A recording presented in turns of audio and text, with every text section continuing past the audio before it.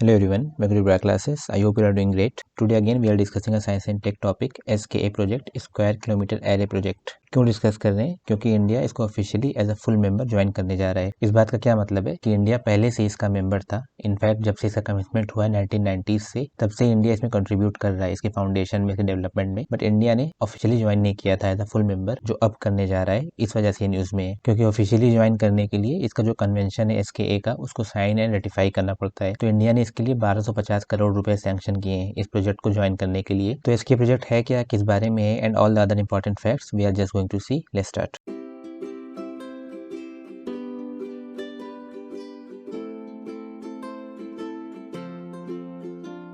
सो news में क्यों है कि इंडिया ने डिसाइड किया है फॉर्मली ज्वाइन करने का स्क्वायर किलोमीटर एरे प्रोजेक्ट को, और यहाँ पर ये भी लिखा हुआ है कि किस बारे में। It is an international scientific collaboration. International scientific collaboration किसके लिए? वर्ल्ड का लार्जेस्ट रेडियो टेलीस्कोप बनाने के लिए। ये जो आप यहाँ पर देख रहे हैं, ये रेडियो टेलीस्कोप है एंड ये रेडियो वेव्स हैं। ये SKA नहीं है, बस सैम्पल के लिए यहाँ पे रखा हुआ है। Now before we get into SKA कि एग्जैक्टली SKA काम कैसे करता है क्या, let me first tell you an interesting fact कि इसको ज्वाइन करने के साथ ही इंडिया ने अभी कंटेम्प्रेरी टाइम में जितने भी मेजर साइंटिफिक प्रोजेक्ट्स हैं इंटरनेशनल, सबको ज्वाइन कर लिया है। फर्स्ट लीगो प्रोजेक्ट, आपने लीगो का नाम सुना होगा, जो ग्रेविटेशनल वेव को डिटेक्ट करने के लिए यूज़ किया जाता है। तो उसका इंडियन लेग लीगो इंडिया में बिल्ड हो रहा है। तो इस तरह से इंडिया लीगो प्रोजेक्ट का पार्ट है, जो ग्रेविटेशनल वेव डिटेक्ट करता है। नेक्स्ट है ITR project. This is also very famous international project ITER, जो किस लिए यूज किया जाता है? न्यूक्लियर फ्यूजन रिएक्शंस के एक्सपेरिमेंट्स के लिए। इंडिया इसका भी फुल मेंबर है ऑलरेडी। तो दो हो गए, लीगो एंड ITR प्रोजेक्ट। इसके बाद तीसरा जो बहुत ही फेमस है, सबने नाम सुना होगा, large hadron collider LHC। India इसका भी पार्ट है। इसको किस लिए यूज किया जाता है LHC को? पार्टिकल फिजिक्स के एक्सपेरिमेंट्स के लिए। It is the most powerful particle accelerator, right. तो जितने भी इंटरनेशनल प्रोजेक्ट्स हैं, scientific international projects major, India सबका पार्ट है। एक ये रेडियो टेलीस्कोप था जिसका इंडिया फुल मेंबर नहीं था, right. So I just wanted to give a little brief about this. Now let us see कि SKA क्या है, जिसके बारे में हम बात कर रहे हैं अभी। तो SKA का मतलब है स्क्वायर किलोमीटर एरे। ये क्या है? It is a collection of thousands of dish antennas operating as a single unit. जैसे इस पे लिखा है कि दुनिया का सबसे बड़ा रेडियो टेलीस्कोप बनाने जा रहे हैं, तो इसका ये मतलब नहीं है कि कोई बहुत बड़ा सा रेडियो टेलीस्कोप बना देंगे। नो, छोटे छोटे कई एंटीनाज होंगे थाउजेंड्स में, वो सारे एज अ सिंगल यूनिट काम करेंगे कोऑर्डिनेशन में। तो उनका इम्पैक्ट सबसे लार्जेस्ट होगा, राइट। ये कोई सिंगल यूनिट नहीं है जो बहुत बड़ा सा है, कई एंटीनाज हैं जो एज अ सिंगल यूनिट काम करेंगे, राइट। तो ये एक पहला फैक्ट है, आपको पता होना चाहिए। नेक्स्ट, स्क्वायर किलोमीटर एरे क्यों कहते हैं? क्योंकि ओरिजिनली जब इस प्रोजेक्ट को बनाया गया था, तो ऐसा सोचा था कि जो थाउजेंड्स ऑफ एंटीनाज होंगे, वो सारे मिलकर effectively 1 square kilometre area cover करेंगे रेडियो वेव्स को कलेक्ट करने के लिए। As of now 1 square kilometre area तो कवर नहीं होगा, बट फिर भी नाम चेंज नहीं किया गया। जो ओरिजिनल नेम था स्क्वायर किलोमीटर एरिया, वही रखा गया। तो ये जो स्क्वायर किलोमीटर, ये इफेक्टिव एरिया बता रहा है कि कितना एरिया ये एंटीनास कवर करेंगे रेडियो वेव्स को कलेक्ट करने के लिए। ना तीसरा फैक्ट इंपॉर्टेंट है, इसमें लोकेशन एंटीना का नंबर दिया हुआ है। तो आप लोकेशन याद रख सकते हैं कि एंटीना लगेंगे कहाँ। तो पहला साउथ अफ्रीका है, साउथ अफ्रीका में, एंड दूसरा ऑस्ट्रेलिया।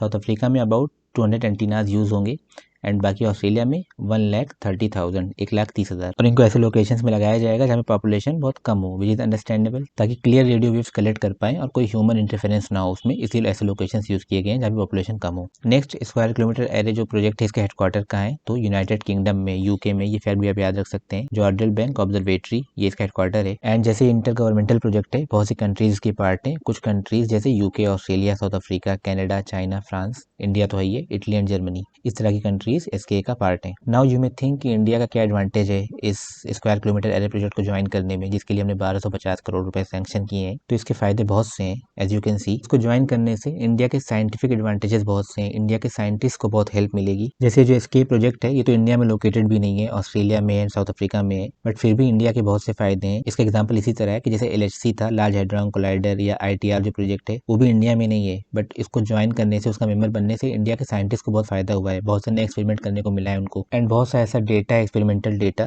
जिसका उनको प्रेफरेंशियल एक्सेस मिला है। तो ये सब फायदे होते हैं, साइंटिफिक फायदे, ऐसे इंटरनेशनल प्रोजेक्ट्स का पार्ट बनने से। तो पहला फायदा तो यही है कि साइंस एंड टेक गेन्स बहुत मिलेगी कंट्री को इससे। दूसरा एडवांटेज क्या है इसका, कि joining SKA is the next logical step forward for Indian scientist. ऐसा क्यों है? क्योंकि जो रेडियो एस्ट्रोनॉमी है, वो ऑलरेडी इंडिया में बहुत डेवलप्ड है। इंडिया के पास हाईली डेवलप्ड कैपेबिलिटीज हैं रेडियो एस्ट्रोनॉमी की। जैसे आपने पता होगा, GMRT करके एक टेलीस्कोप है, giant metre wave radio telescope, जो पुणे में है। It is one of the most advanced and sought after facility in the world, और बहुत से रिमार्केबल साइंटिफिक रिजल्ट उससे निकाले गए। एंड बस GMRT नहीं, इंडिया में और भी इसी तरह की बहुत सी हाईली कैपेबल फैसिलिटीज हैं रेडियो एस्ट्रोनॉमी की, जैसे ऊटी में, नैनीताल में, बेंगलुरु में। तो ये सब इंडिया के पास ऑलरेडी था। तो नेक्स्ट लॉजिकल स्टेप क्या था कि जो सबसे बड़ा टेलीस्कोप रेडियो बन रहा है, उसको ज्वाइन किया जाए। इस वजह से कह रहे हैं कि joining SKA is the next logical logical step, क्योंकि कंप्लीट होने के बाद एसके ही पूरे दुनिया में सबसे टॉप नॉच इंस्ट्रूमेंट होगा रेडियो एस्ट्रोनॉमी के लिए, तो इसलिए भी इसको ज्वाइन करने का सेंस बनता है। नाउ थर्ड फैक्ट कि जब फुल मेंबर स्टेटस होगा तो हमें एसके फैसिलिटीज का प्रेफरेंशियल एक्सेस मिलेगा। मतलब जो मेंबर नहीं है उनको शायद बिडिंग करना पड़े, लाइन लगाना पड़े। जैसे आपको पता होगा जितने एग्जिस्टिंग टेलीस्कोप है दुनिया में वो सब ओपन यूज पॉलिसी में होते हैं, मतलब कोई भी उनको यूज कर सकता है, कोई भी कंट्री यूज कर सकती है। बट वो कंट्रीज का नंबर कैसे आता है? कम्पिटिटिव बिडिंग करके, किसका नंबर कब आएगा, कौन से साइंटिस्ट कब जा सकते हैं,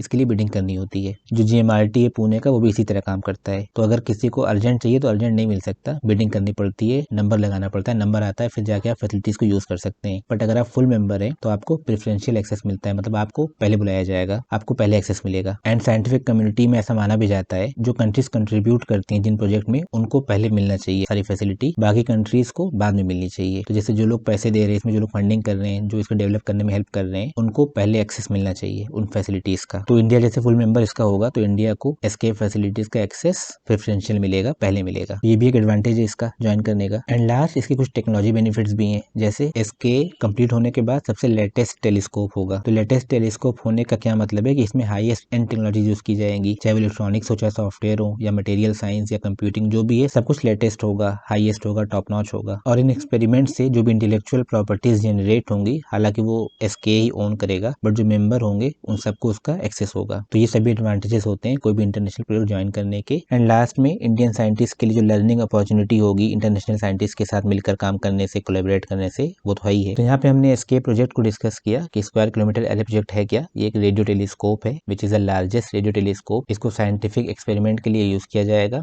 इंडिया इसका फुल मेंबर बनने जा रहा है। क्या एडवांटेजेस हमने ये भी डिस्कस किया। Now before we wind up, यहाँ पर कुछ प्रीलिम फैक्ट्स हैं रेडियो टेलीस्कोप के बारे में एंड रेडियो वेव्स के बारे में और इसके एप्लीकेशन के बारे में। इन तीनों जगह से क्वेश्चन आ सकता है। इनफैक्ट रेडियो वेव पर यूपीएससी पहले भी क्वेश्चन पूछ चुका है, क्योंकि बेसिक साइंसेज हमारे सिलेबस का पार्ट है, इस वजह से। तो यहाँ पर ये शीट इंपॉर्टेंट है, इस पे जो भी फैक्ट्स लिखे हैं इसको आप याद रख सकते हैं। एप्लीकेशन पे अक्सर क्वेश्चन आते हैं, तो उसके लिए एप्लीकेशन नीचे लिखा हुआ है क्या क्या एप्लीकेशन है रेडियो टेलीस्कोप के। तो पहला फैक्ट क्या है यहाँ पर, रेडियो टेलीस्कोप होता क्या है? It is specialised type of antenna and receiver system used to detect and collect radio waves emitted by celestial object. यहाँ पर जो चीज लिखी हुई है उसी का ये विजुअल है। एक एंटीना होता है जो डिटेक्ट एंड कलेक्ट करता है रेडियो वेव्स को, कहाँ से जो आती हैं? सेलेस्टियल ऑब्जेक्ट से, यूनिवर्स से आ रही हो या कहीं से आ रही हो, तो वहां से जो रेडियो वेव्स आती हैं उसको ये कलेक्ट करता है, राइट। तो पहला फैक्ट तो यही है कि रेडियो टेलीस्कोप होता क्या है। दूसरा फैक्ट है रेडियो वेव्स के बारे में कि रेडियो वेव्स होती क्या है। They are electromagnetic waves, EM waves होती हैं, and they have the longest wavelength in the EM spectrum. जो स्पेक्ट्रम होता है उसमें सबसे लॉन्गेस्ट वेव यही होती है, रेडियो वेव। ये फैक्ट भी आप याद रख सकते हैं। Now last fact is interesting and important. Unlike optical telescope, जो रेडियो टेलीस्कोप होते हैं ये डे टाइम और नाइट दोनों में काम कर सकते हैं,